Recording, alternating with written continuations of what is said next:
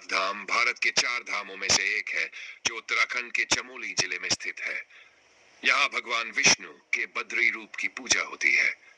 बद्रीनाथ से जुड़ी कई रहस्यमयी और चमत्कारी कथाएं प्रचलित है, लेकिन अब मैं आपको एक ऐसी दुर्लभ और कम जानी पहचानी कथा सुनाता हूँ जो बेहद रहस्यमयी और रोमांचकारी है। जब बद्रीनाथ में आदिशक्ति ने भगवान विष्णु को जगाया। ये कथा त्रेता युग की है। भगवान विष्णु बद्रीनाथ में तपस्या कर रहे थे। वह ध्यान की गहराइयों में इतने लीन हो गए कि हजारों वर्षों तक उनकी आंखें नहीं खुली। इस दौरान पृथ्वी पर अधर्म फैलने लगा और राक्षसों का अत्याचार बढ़ गया। देवताओं ने माता आदिशक्ति से प्रार्थना की, हे मां, यदि भगवान विष्णु नहीं जागे तो सृष्टि का संतुलन बिगड़ जाएगा। माता आदिशक्ति ने योगमाया का रूप धारण किया और हिमालय की ओर चल पड़ी।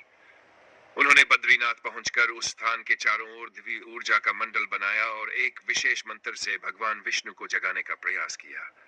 लेकिन भगवान विष्णु की तपस्या इतनी गहन थी कि वे नहीं जागे। तब मां ने एक चमत्कार किया। उन्होंने एक नन्ही कन्या का रूप लिया और भगवान विष्णु के समीप जाकर मधुर स्वर में गाना गाने लगी। धीरे धीरे स्वर इतना दिव्य हो गया कि संपूर्ण ब्रह्मांड की ऊर्जा कांप उठी। अंत भगवान विष्णु की आंखें खुली। उन्होंने उस बालिका को देखा और उनके मुख से निकला।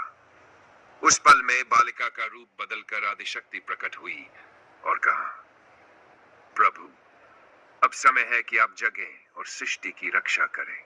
भगवान विष्णु मुस्कुराए और बोले, मां, तुम्हारा यह चमत्कार, यह भक्ति युगों तक इस भूमि पर दिव्य रहस्य बना रहेगा।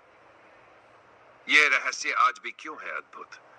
बद्रीनाथ मंदिर में आज भी एक विशेष दिव्य ध्वनि रात के तीसरे पहर सुनी जाती है, जिसे वहां के साधु आदि कन्या की पुकार कहते हैं।